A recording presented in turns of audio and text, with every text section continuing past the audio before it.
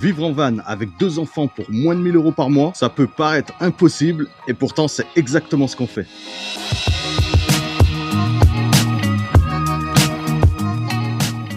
Nous, si tu ne connais pas, c'est Axel et Chrissy. On vit en van aménagé depuis septembre 2025 avec nos 2 filles. Aujourd'hui, on vous emmène avec nous pour vous parler de notre budget réel avec nos 2 filles pour vivre à l'année en van aménagé. On va vous expliquer concrètement combien on dépense poste par poste avec notre mode de vie.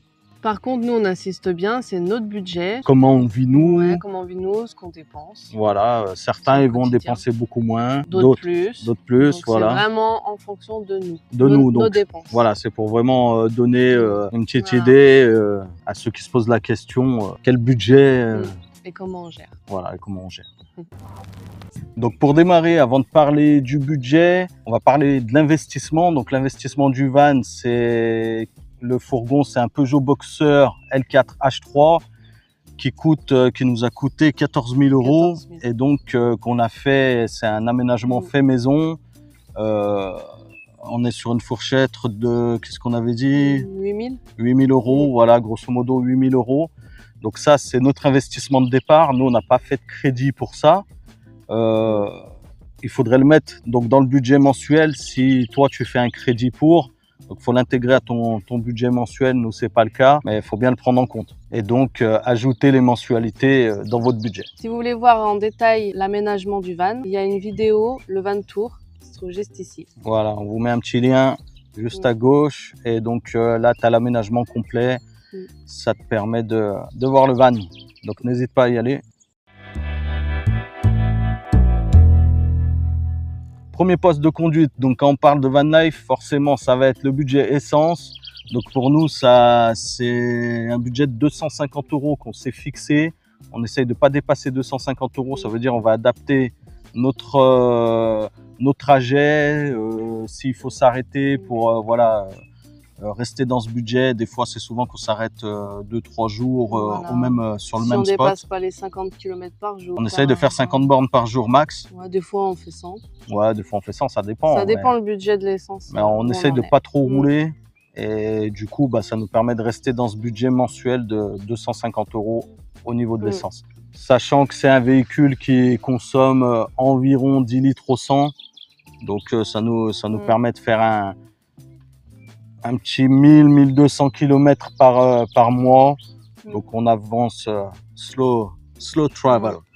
Et ça nous permet tout simplement de garder un budget stable pour le poste essence.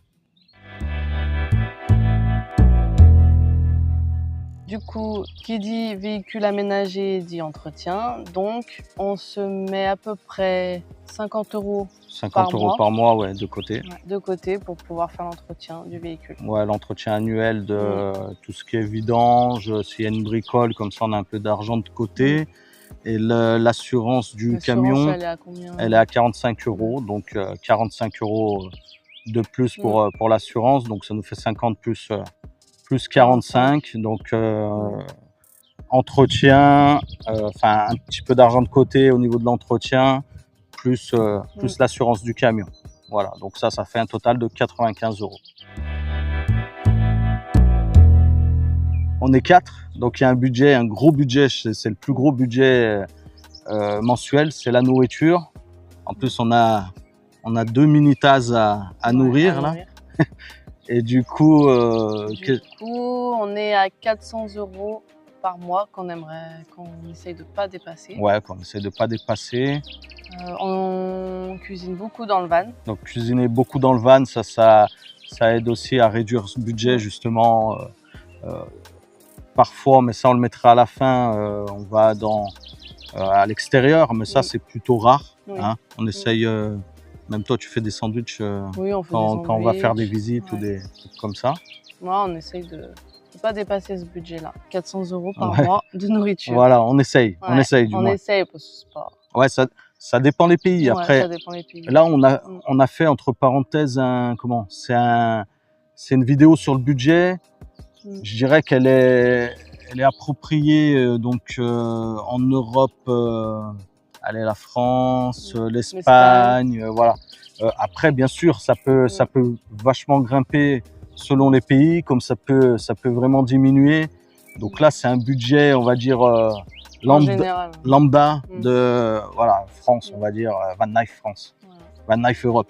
Après Europe, si tu vas en Norvège ou tu vas en Espagne, c'est sûr que c'est pas le même budget. Mais on vous donne un budget, là on est en France, on a fait l'Espagne, on avait à peu près le même budget. Oui. Et donc du coup, ça donne une idée sur combien on peut dépenser. Et puis après, bah, t'ajoutes, tu vois à peu près combien ça fait selon tel ou tel pays que tu vas faire. On projette d'aller par exemple en direction de la Turquie, on sait que ce ne sera pas le même budget. Voilà, donc ça c'est à prendre en compte aussi dans ton budget. Vu qu'on cuisine pratiquement tout le temps dans le van, du coup bah forcément on utilise beaucoup de gaz. Bah beaucoup de gaz. Bah pas mal, le gaz. Ouais. Bah pas mal hein. Ah ouais, t'avais vraiment une bête. Attends, fais voir. Bah voilà. Bah voilà, je t'ai sauvé la vie. Donc du coup, vu que on cuisine pas mal dans le van, le gaz, on s'en sert. Donc il y a un budget gaz. Il y a un budget gaz, c'est à peu près 30 € par mois. Une trentaine d'euros par mois. Voilà. Voilà, qu'on va ajouter donc nourriture plus gaz pour faire chauffer tout ça, faire chauffer la soupe. Donc 30 € de plus pour le gaz qu'on additionnera donc à notre budget total. Après, pour rester connecté, on a un budget donc forcément communication. Donc j'appelle communication, c'est le téléphone. On a une cinquantaine d'euros pour les forfaits. Et ça, encore une fois, ça va être adapté selon les pays. Quand on était au Maroc, par exemple, on avait toujours nos forfaits. On a des forfaits free. Et donc là-bas, on pouvait pas les utiliser. Donc tu es obligé de prendre une carte SIM dans certains pays. Là, ça nous avait fait 20 € chacun pour le mois. Donc ça nous avait grossi le budget communication, mais tu es obligé, que ce soit pour le GPS ou que ce soit pour faire des recherches pour tout ce que tu vas visiter, aller voir, donner des news à ta famille aussi, hein, pour qu'ils ne s'inquiètent pas. Donc dans certains pays, tu vas être sur ton budget classique avec ton forfait, et d'autres, tu vas être obligé de prendre une carte SIM supplémentaire avec des gigas supplémentaires pour pouvoir aussi vous faire des vidéos. Ça bouffe des gigas de uploader des vidéos. Donc voilà, on est un peu obligé dans certains pays de prendre une carte SIM supplémentaire. Et donc ce budget, si on ne parle pas des cartes SIM en plus, on est à 50 €, hein, c'est ça, à peu près, 50 € par mois, c'est pas à peu près, c'est 50 € par mois.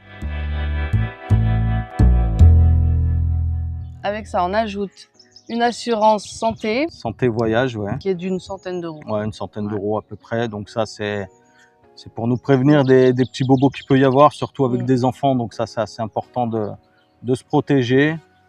Donc ça fait un gros budget.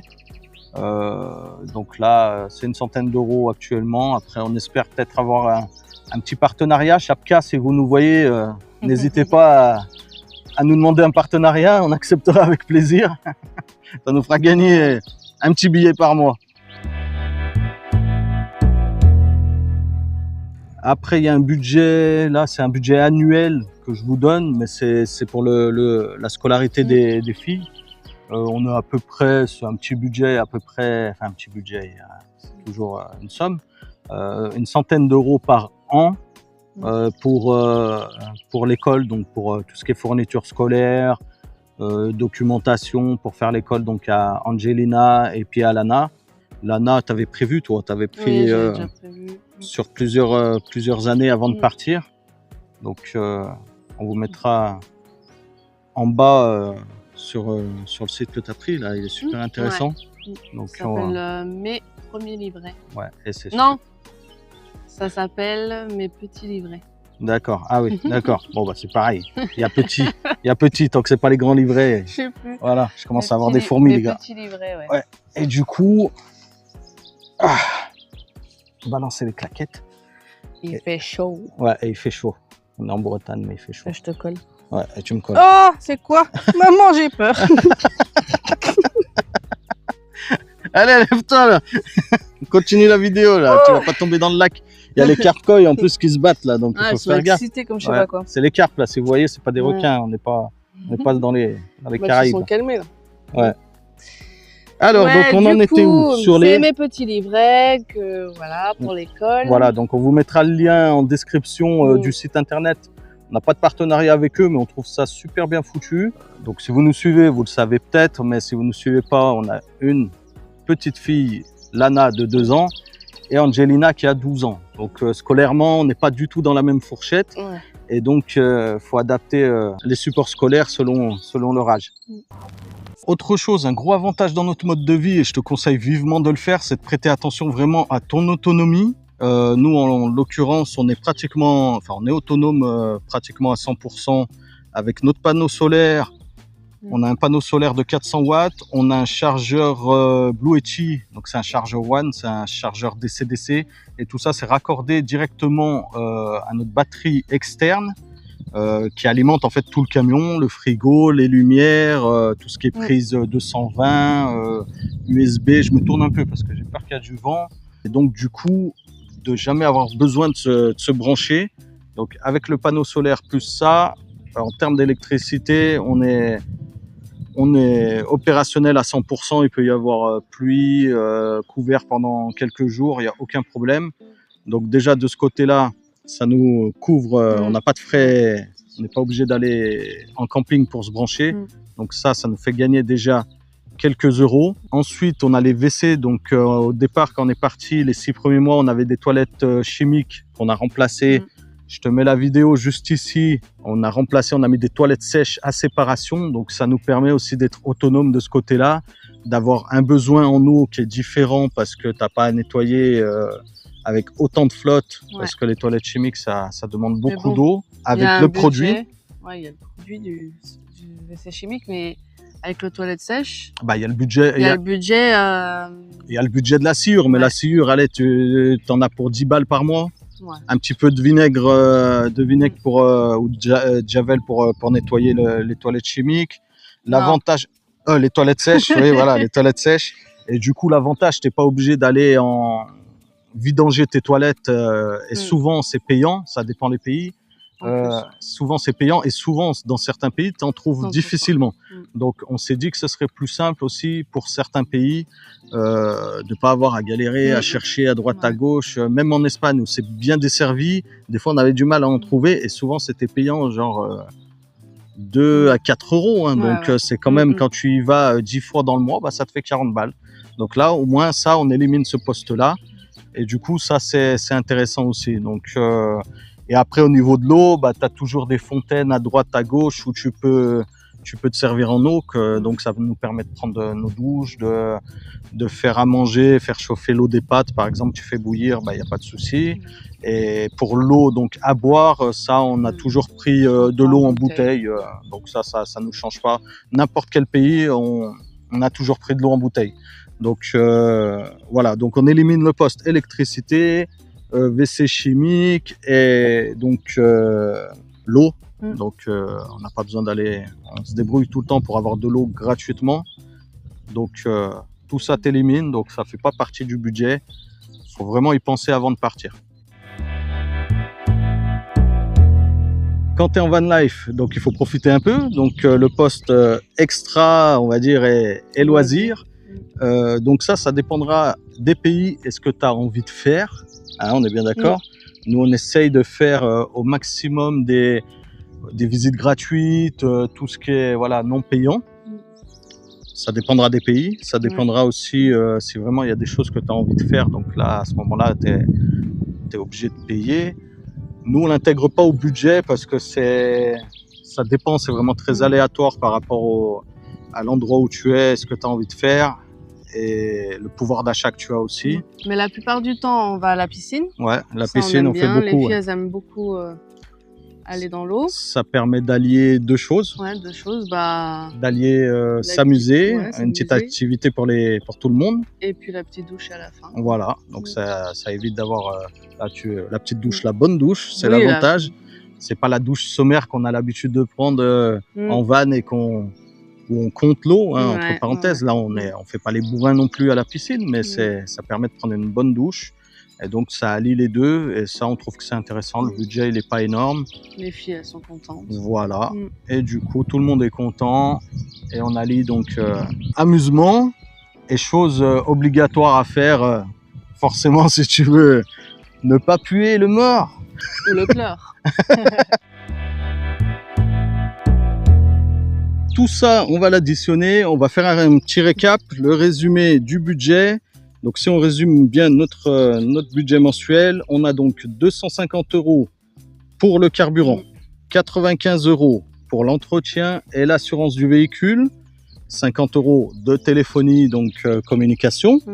Ensuite, on a 400 € d'alimentation, 30 € de gaz et une centaine d'euros d'assurance santé voyage.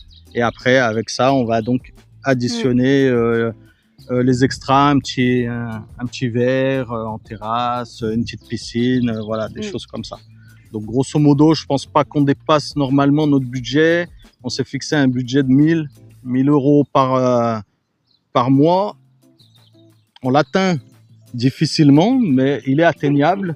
Et en gros, bah, là, c'est les frais fixes, hein, donc incontournables, je dirais. Ouais. Donc, tu peux pas passer outre. Encore une fois, c'est notre budget avec notre manière de vivre. Il y en a qui peuvent faire beaucoup plus, il y en a qui peuvent faire moins. Alors, si cette vidéo vous a aidé à y voir plus clair ou vous a donné envie de vous lancer dans la van life, n'hésitez pas à vous abonner à la chaîne. On partage toutes nos aventures donc en famille. Avec nos enfants. Avec nos enfants, donc en van à l'année. Et on a encore plein de vidéos à venir, que ce soit du vlog ou des vidéos comme celle-ci qui peuvent informer les gens. Si vous avez des questions, n'hésitez pas à nous les poser en commentaire. On vous répondra avec plaisir. Donc si on devait résumer avec quelques conseils pour réduire votre budget, voyager hors des sentiers touristiques, je dirais des saisons touristiques même, entre parenthèses. Cuisinez le maximum chez vous, dans votre van, ou préparez-vous des sandwichs pour aller faire des visites. Profitez des aires gratuites et être autonome au maximum. Voilà, vous savez tout sur notre budget pour vivre en van à l'année avec 2 enfants. C'est un mode de vie qui demande un petit peu d'organisation, mais qui reste accessible si tu t'en donnes les moyens et surtout incroyable à vivre en famille. Merci d'avoir regardé la vidéo et on vous dit à très bientôt sur Une Vie Nomade.